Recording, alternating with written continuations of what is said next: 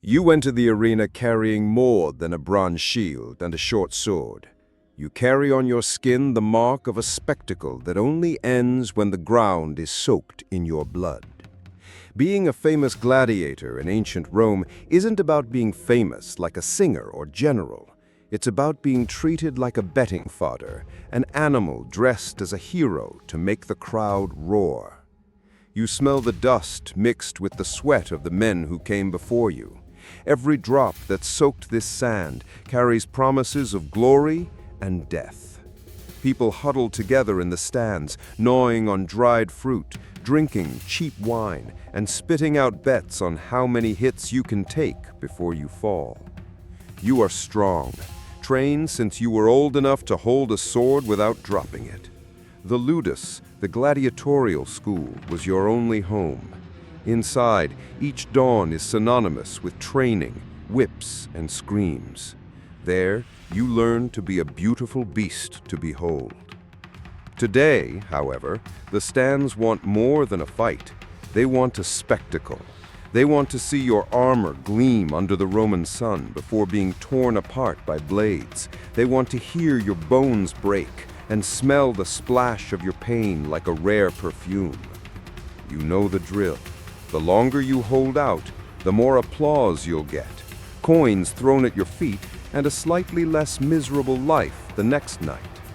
But you also know that the greater the fame, the bloodier your farewell will be. The other gladiators stare at you like a dog barks at its master. Some envy your good fortune in being loved by the people. Others count the days until you can't rise again. Everyone knows that fame is Rome's favorite bait to distract a mob hungry for bread and blood. The iron gate creaks. You take a deep breath, feel the weight of your helmet. The blade of your gladius trembles slightly in your hand. The sun blinds you for a second. Then, only the roar of the people, a living, hot, relentless wave.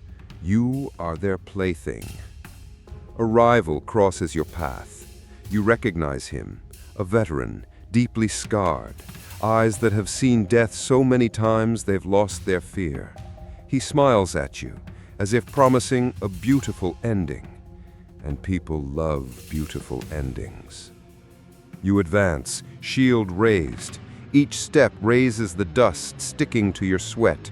Your mind screams to live, to win. But deep down, it knows, winning today is just postponing the final spectacle. The people want fresh meat, and you've already given them plenty. In the palace, the emperor reclines on his throne, a glass of wine in his hand. To him, your life is worth less than the coin that paid for your training. If you fall beautifully today, you'll be just another name engraved on the arena's rotten wood, and another will come to take your place. You feel the first clash of metal against metal, a crash that echoes in your chest like thunder. Your rival pushes, you back away. The stands go wild. They want to see the blood flow quickly, but they want you to fight for it. They want every drop squeezed out slowly amid screams and applause. A cut slashes the side of your arm. The heat of the blade is almost a relief compared to the ice running down your spine. You know the trick. Don't fall right away. Show strength. Hold your head up as if immortal. A gladiator who falls early is forgotten all too quickly. In your ears, the noise of life outside the arena fades. Now it's just dust, sun, and the certainty that each breath could be your last. You swing your gladius, protecting your flank, feeling the impact of the shield vibrate all the way to your shoulder. Your rival smiles, testing your endurance. You remember the training sessions, the sour smell of the cells, the sweat dripping onto the stone floor of the ludus. You remember the master, whip in hand, promising that the only freedom possible would come from a satisfied audience or a well-aimed blade. A well-placed blow sends your rival staggering. The arena erupts in a roar of betting. Coins fly, clinking in the dust. To them, your pain is currency. Your blood is luxury entertainment. Sweat drips down your forehead, stings your eyes. You can't fall now.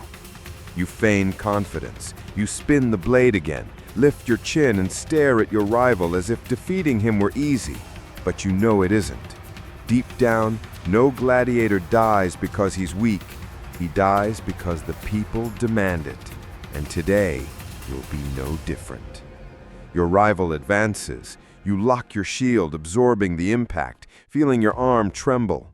His blade scrapes your helmet, ripping a sliver from your cheek. The taste of blood invades your mouth, hot, metallic. The audience writhes in pleasure. You back away, stumble, almost kiss the dust. The sun hurts your eyes. The roar of the crowd is an uncontrollable thunder. Amidst the noise, your heart beats a frantic rhythm. Live or die, it doesn't matter, as long as the audience leaves satisfied. You find strength in a dark corner of your mind, the corner that still believes freedom exists, that maybe, just maybe, surviving today will buy another winter, another spring, and who knows, maybe one day, an escape. Your rival raises his glaive for the final blow. You see the sun's reflection on the blade, see the outline of the gasping spectators. They want your end, but you're too stubborn to give in so easily. You grip your shield, plant your feet in the sand, ready to bite death once more.